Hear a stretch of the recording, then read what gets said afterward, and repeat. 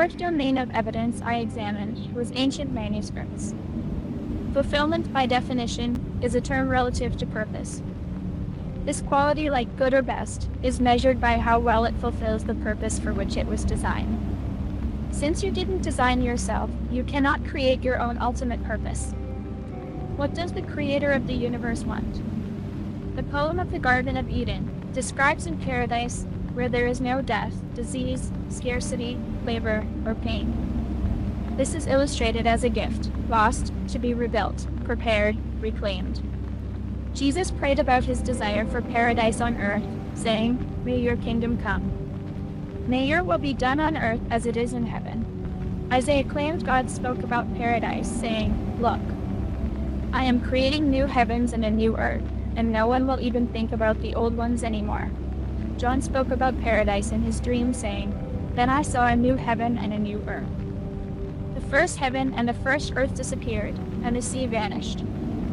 And I saw the holy city, the new Jerusalem, coming down out of heaven from God, prepared and ready, like a bride dressed to meet your husband."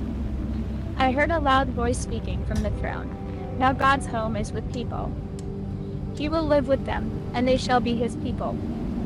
God himself will be with them, and he will be their God. He will wipe away all tears from their eyes. There will be no more death, no more grief, or crying, or pain. The old things have disappeared. Then the one who sits on the throne said, "And now I make all things new." He also said to me, "Write this, because these words are true and can be trusted." And he said, "It is done. I am the first and the last, the beginning and the end. To anyone who is thirsty, I will give the right to drink from the spring of the water of life without paying for it." As I researched, I found we are meant to be a part of the Creator's project, as his hands in the clay and feet on the ground. He considers us ambassadors, representing and partnering with him. Jesus spoke about his witnesses, saying, "Trust the evidence that I am one with God." Truly I say to you, whoever trusts me will also do the works that I do, and even greater things than I have.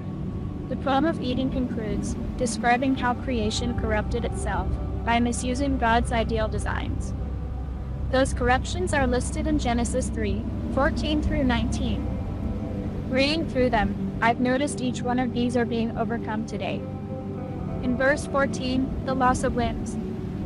This has been nearly overcome by robotic limbs, and soon by a newly discovered switch in our DNA that, when turned on, could regrow limbs. In verse 15, dangerous animals. This has been nearly overcome by a successfully tested chip that regulates abortion on demand. In verse 16, pain at childbirth. This has been nearly overcome by epidural block, spinal block anesthetics for reducing pain significantly. Also in verse 16, inequality.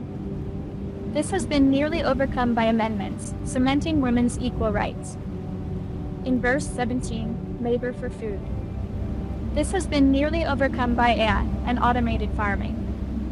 In verse 18, weeds. This has been nearly obsoleted by biopesticides, and soon by lab-grown hydroponic isolation. In verse 19, death. This has been nearly obsoleted with life extension medication, gene therapy, disease cures, and radiation protective measures. This research made it clear that we were headed back to an Eden state, which may support Hopewood's claim that our purpose is to build and become paradise.